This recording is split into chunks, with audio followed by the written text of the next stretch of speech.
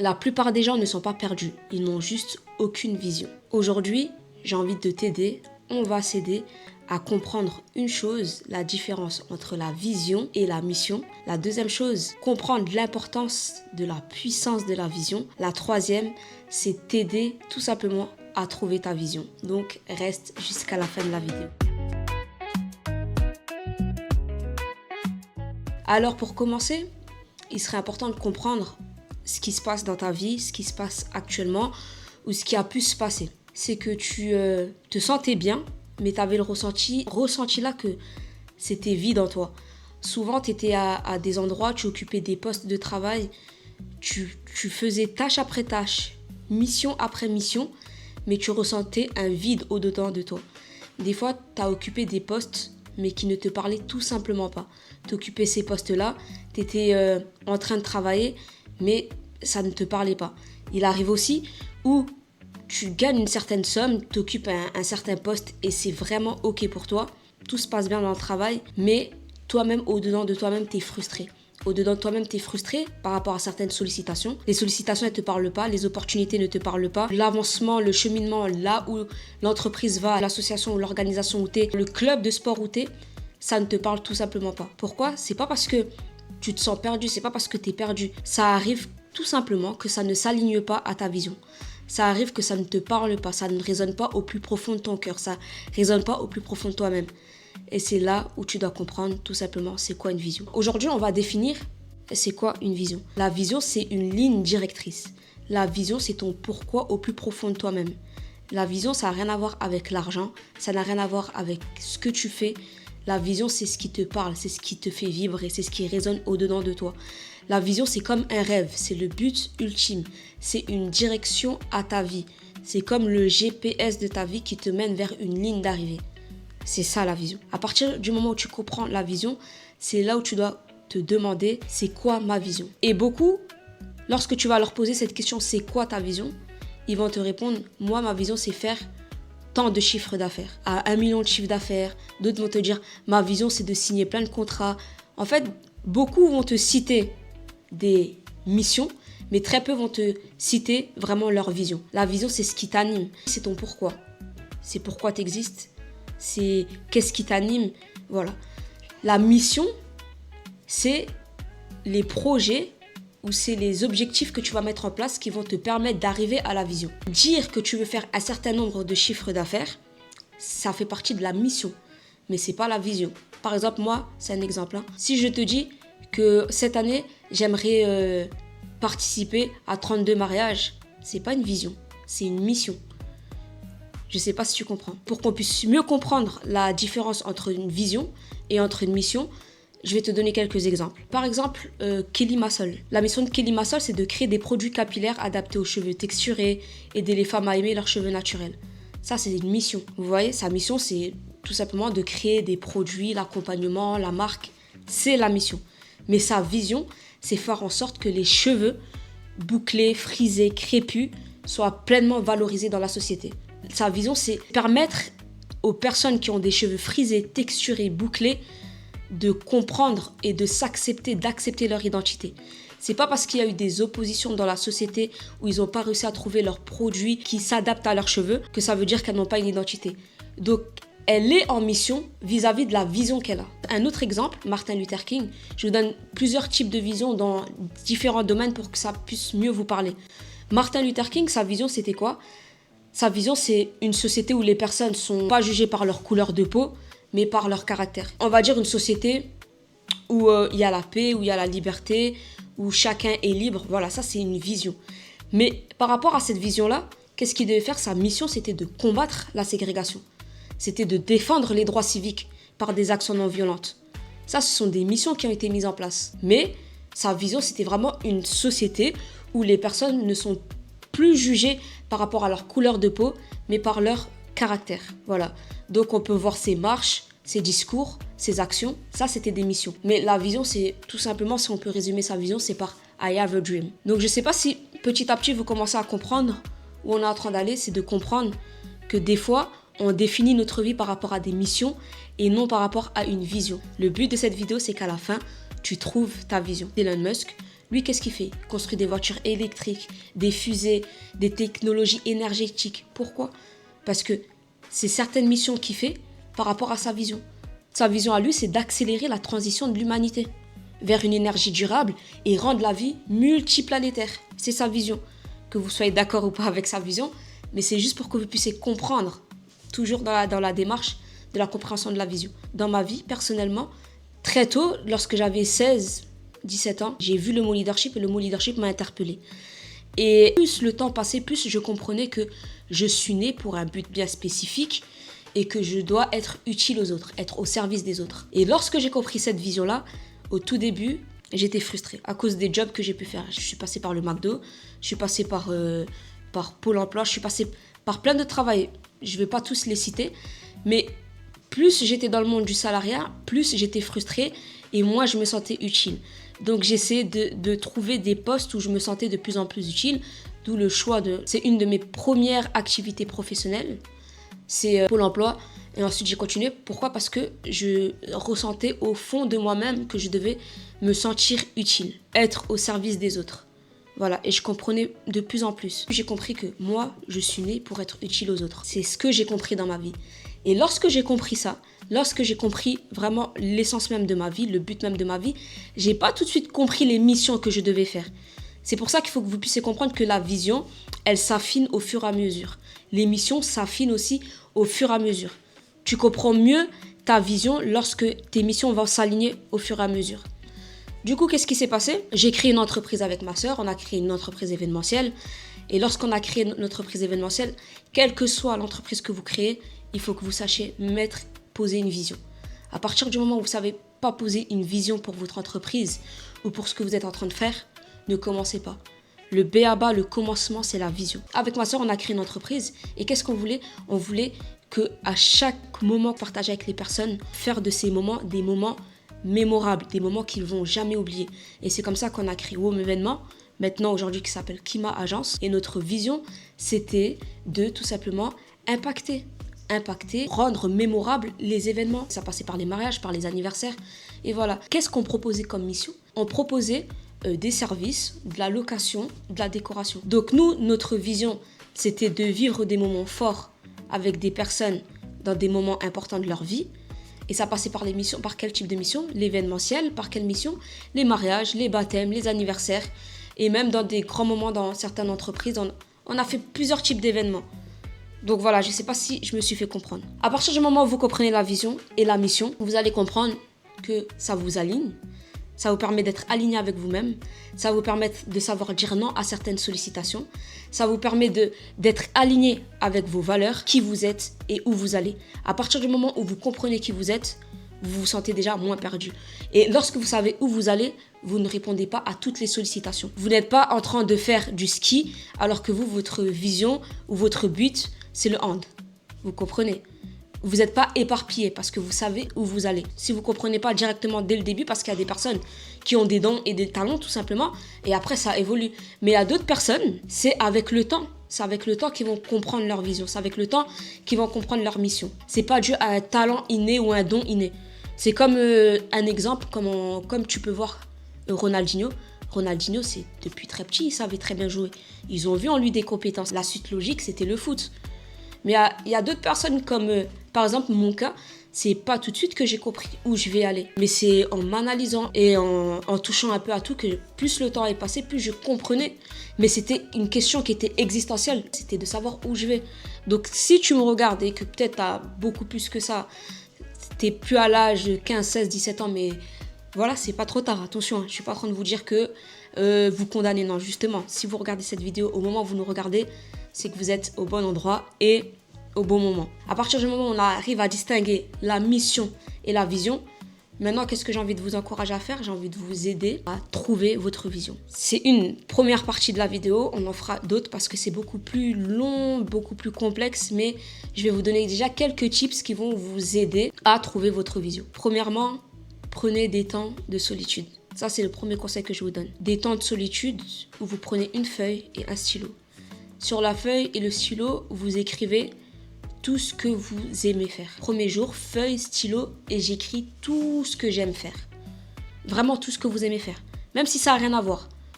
Je vous ai dit, c'est le début. Quand on commence à chercher notre vision, tout paraît très abstrait.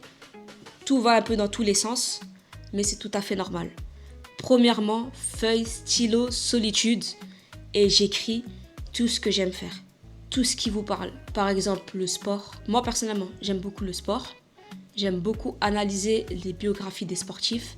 J'aime beaucoup la musique. J'aime beaucoup voir des personnalités publiques, comment ils avancent, comment ils déchiffrent les problèmes. N'importe quelle personnalité publique, hein, que j'aime ou que j'aime pas. J'analyse toutes les personnalités publiques. Je peux partir dans la politique, les artistes, n'importe quelle personne. J'aime beaucoup analyser les biographies. J'aime beaucoup, quand je vais dans une organisation, quand je vais dans une entreprise, tout de suite analyser les managers, les chefs d'entreprise. J'aime la psychologie, j'aime tout ce qui est autour du développement personnel. Voilà, je vous donne des exemples. Pourquoi je vous donne tous ces exemples-là? C'est juste pour que vous puissiez aussi comprendre qu'est-ce que vous allez noter sur votre feuille. Voilà, j'aime dormir, j'aime manger, voilà. Écrivez tout, premièrement. Une fois que vous avez fini d'écrire tout ce que vous aimez, maintenant, écrivez tout ce que vous avez aimé parmi toutes les expériences que vous avez pu faire. Les expériences professionnelles. Il y a quelque chose qui est sorti de cette expérience si tu as été longtemps en club de sport. Si tu as fait de la musique, si tu as appris de la musique. Tu prends du tissu, tu arrives à faire des habits, tu prends n'importe quel domaine qui te parle. Une fois que tu as réussi à analyser et à comprendre tout ce que tu aimais et comprendre aussi tout ce qui t'anime, tout ce qui te parle, une fois que tu as fait cette liste-là, dans un premier temps, essaye de comprendre où tu veux aller. Essaye de comprendre, c'est-à-dire, au vu de ce que j'ai constaté par rapport à ce que j'aime, j'aimerais devenir coach. Vous comprenez? Puisque j'ai constaté que j'aime le sport, j'ai constaté que j'aime la musique, mais que la musique me parle plus, je souhaite devenir producteur. Pas n'importe quel producteur, mais producteur seulement de ceux qui veulent faire de leur message un message de vie. Vous voyez? À partir du moment où plus tu comprends ce que t'aimes, tes valeurs, tes qualités, tes expériences, plus tu vas comprendre, plus ça va s'aligner. Voilà. Mais tout ça passe par des temps de solitude, stylo et feuille. Je vous dis pas téléphone portable. Non, vraiment, feuille, stylo et vous-même. Ensuite, prenez aussi un deuxième temps où vous écrivez tout ce que vous n'aimez pas et tout ce que vous n'avez pas aimé parmi toutes vos expériences professionnelles, familiales. Voilà, tout ce que vous n'aimez pas et tout type de poste que vous ne pouvez jamais occuper, impossible pour vous. Notez tout ça. Pourquoi je vous demande de noter tout ça? Tout simplement parce que des fois, on a accepté des postes de travail, ça peut arriver à certains qu'ils ont accepté des postes de travail. Ils vivaient dans des situations familiales où ils ont vu par rapport à leur famille et ils se sont dit quoi? Je vais prendre ce poste juste pour un temps. Et vous savez, il y a des personnes qui ont pris des postes juste pour un temps et ils sont restés 5, 10, 15, 20 ans dans ce poste-là. Et qu'est-ce que ça fait quand tu occupes un poste qui ne te parle pas? Tu te tues à petit feu et tu te sens vide, tu te sens perdu. Et des fois, même tes rêves ne te parlent plus. Tu arrives même à te dire que je n'ai pas de rêve. Et c'est OK comme ça. Tu arrives même à te trouver des excuses que je n'ai pas de rêve. Je suis pas née pour voilà. Non, petite parenthèse. Trouver sa vision, ça ne veut pas dire être millionnaire. Faire des choses incroyables. Trouver sa vision, c'est être aligné avec soi-même vers le but où tu dois aller. C'est tout simple. Il y en a d'autres, leur vision, c'est d'avoir une famille structurée, équilibrée. Ils vivent pour ça. La famille les anime. Et ils vont tout faire pour que leur famille soit structurée et équilibrée. C'est la vision qu'ils ont de leur vie. Et c'est pas à juger. À partir du moment où tu comprends ta vision soit bonne ou mauvaise, ça te regarde. Mais ne commence pas à culpabiliser, à te dire ma vision elle n'est pas assez grande ou ma vision elle est trop petite. Non, mais en général, il arrive aussi qu'une vision te dépasse et ça va au-delà de toi-même. Parce que ça, c'est ma conviction, on n'est pas né pour se satisfaire que nous-mêmes. On est né pour être au service des autres par les dons et les compétences qu'on a. Donc ensuite, une fois que tu as pris ton stylo, tu as noté tout ce qu'il fallait noter. Ça, dans un premier temps, ça c'est bon. Maintenant, dans un deuxième temps, si tu es dans le monde du salariat, trouve un poste qui s'aligne à ta vision. Tu vas pas trouver tout de suite le poste idéal, mais trouve un poste qui s'aligne à ta vision. Tout le monde court peut-être vers l'entrepreneuriat. Tout le monde court vers une liberté financière. Tout le monde court vers une indépendance. Mais avant de courir vers l'indépendance, la liberté financière ou quoi que ce soit, et ce qu'on vous fait rêver, des fois, ça va passer par le salariat. Ça va passer par des moments où vous devez travailler pour autrui. Et c'est là où vous allez beaucoup apprendre. Ça va passer par des moments de frustration ou des moments où vous êtes à des endroits où vous ne voulez pas être. Mais cherchez un poste. Deuxièmement, cherchez un poste qui vous parle par rapport à là où vous voulez aller, qui s'aligne à vos valeurs. Si c'est un poste qui passe par une association, ça serait une association. Si c'est un poste qui passe par une petite entreprise, ça sera une petite entreprise. Mais tout ce que vous faites, que ce soit des stages, reconversion professionnelle, que ce soit dans les postes que vous occupez, que ça puisse s'aligner à la vision que vous avez. Quand on a fait l'entreprise avec ma sœur, il y a des choses que j'ai arrêtées. La décoration, j'y allais pour aider, mais c'était pas mon pôle. Moi, mon pôle, c'était les services. J'étais en train de structurer une équipe, les encourager, les booster, parler, leur faire comprendre la vision, les former, manager, tout ça pour qu'ils puissent comprendre ce qu'ils doivent faire. Et là, ça s'alignait plus à ma vision. Vous comprenez? Ça veut dire des fois, vous allez occuper des postes ou vous allez passer par des postes ou vous allez créer des micro-entreprises ou des entreprises ou des startups parce que ça va vous mener vers un chemin. Mais ça ne veut pas dire que c'est le chemin définitif. D'accord? Donc du coup, premièrement, on a noté nos expériences qu'on n'aime pas. Deuxièmement, on a pris le temps de noter les expériences qui nous parlent pas, ce qu'on ferait pas. Troisièmement, on trouve un poste qui nous parle. Soit on entreprend tout de suite, ok. Soit on passe par des stages, ou on passe par une reconversion, ou on passe par le salariat. Un poste qui nous parle. Ça va pas se faire du jour au lendemain. Hein. C'est des étapes que je te parle qui vont peut-être prendre des mois, voire peut-être des années. C'est de mes 26, 27 à mes 29 ans où j'ai compris très clairement qu'est-ce que je dois faire. Mais pourquoi? Parce que je suis passée par l'action. Donc voilà, vous n'allez pas trouver votre vision seulement en écrivant et seulement en rêvant. Non, ça passe par l'action. L'action, c'est quoi? C'est de la lecture. Se former sur le domaine qu'on aime. S'informer, d'aller vers des personnes dont la vision te parle tout simplement. On a tous des visions qui sont uniques, mais des visions qui sont similaires. Il y a des personnes qui ont une vision qui s'aligne plus ou moins à ta vision à toi. Donc, regardez ces personnes-là. Regardez leur manière d'agir, leur manière de se comporter, leur manière de faire, posez-leur des questions. Voilà, l'action, c'est ça. C'est poser des questions, lire, vivre des expériences, mettre le cachet qu'il faut pour se former, s'acheter des éléments pour aller vers cette mission-là. C'est tout ça. Plus vous allez passer à l'action, plus votre vision va s'aligner. Et des fois, quand vous allez écrire votre vision, les premières fois, ça va prendre 14 pages. Des fois, 30 pages. Peu importe le nombre de pages. Mais plus vous allez écrire, plus ça va diminuer. Pourquoi ? Parce que vous devez être capable d'expliquer votre vision en une phrase. Le but ultime, c'est de trouver sa vision en une phrase. À partir du moment où vous comprenez votre vision, à partir du moment où vous comprenez où vous allez, la vie devient plus simple. La vision n'exclut pas les difficultés. La vision n'exclut pas les problèmes. La vision, c'est justement voir un problème tellement grand, mais voir que en moi, il y a une partie de la solution ou il y a tout simplement la solution. On est là pour résoudre des problèmes. On n'est pas là pour vivre la vie chill. On est là pour résoudre des problèmes. Même une vision de structurer sa famille, structurer une famille, c'est très compliqué. C'est pas simple. Un dernier exemple, c'est Oprah Winfrey. La vision de Oprah, c'est donner aux personnes le pouvoir de transformer leur vie grâce à la connaissance et à la conscience de soi. Ok ? Quelles sont ses missions ? Ses missions, c'est créer des médias, faire des interviews, des programmes qui inspirent et qui éduquent les gens. Vous comprenez ? Donc voilà. Qu'est-ce que vous allez faire ? Vous allez écrire vos missions et vous allez écrire votre vision. Et il faut que vous puissiez comprendre que la mission organise l'action. Et la vision, elle inspire. Voilà. La vision, c'est votre pourquoi. La mission, c'est le comment. La vision, c'est ce qui va vous permettre d'aligner votre vie, de comprendre votre identité, de vous aligner à votre identité, de grandir personnellement. La vision, c'est le GPS de votre vie. La vision, c'est ce qui permet de vivre pleinement votre vie et de ne pas subir la vie. La vision, c'est ce qui vous permet de vivre votre vie, mais pas vivre la vie d'autrui, ni vivre les rêves d'autrui. Et des fois, vous êtes frustré parce que vous vivez les rêves des autres. Des fois, vous êtes dans des organisations et vous n'en pouvez plus parce que vous ne vivez pas votre vie, vous êtes en train de vivre la vie de quelqu'un d'autre, d'accomplir la mission de quelqu'un d'autre. Vous êtes en train de remplir les objectifs de quelqu'un d'autre. Vous n'existez plus. Vous êtes en train de survivre. Et lorsque vous pensez à la vision, ne pensez pas à l'argent. Ne pensez pas à comment je vais boire, comment je vais manger. Non, préoccupez-vous réellement de suivre votre vision, de suivre les actions, de suivre ce que vous devez faire. Je vous assure une chose, la personne qui suit sa vision est une personne qui est totalement épanouie, qui est totalement conduite, qui est totalement équilibrée. Pourquoi ? Parce qu'elle vit sa propre identité. Donc vraiment, je vous encourage à ça. Et dites-moi si vous arrivez à me dire en une phrase, même en plusieurs phrases, votre vision. Dites-le moi en commentaire. Si cette vidéo vous a parlé, faites-le moi savoir aussi en commentaire. Si vous voulez qu'on rentre plus en profondeur, c'est vraiment avec un grand plaisir. Dites-le moi en commentaire, on fera une vidéo partie 2. Et sinon, on se retrouve bientôt sur cette chaîne où on parle de leadership et de croissance personnelle. Et la croissance et le leadership passent par la vision. Partage cette vidéo à quelqu'un qui en a besoin, qui est perdu en ce moment, qui se pose des questions en ce moment, qui se demande est-ce que je suis sur la bonne voie, est-ce que je fais ce que je dois réellement faire.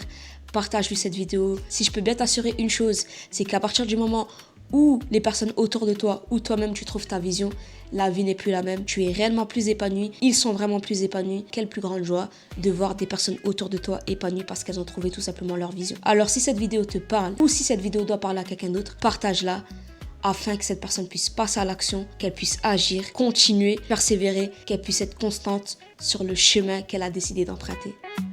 Merci.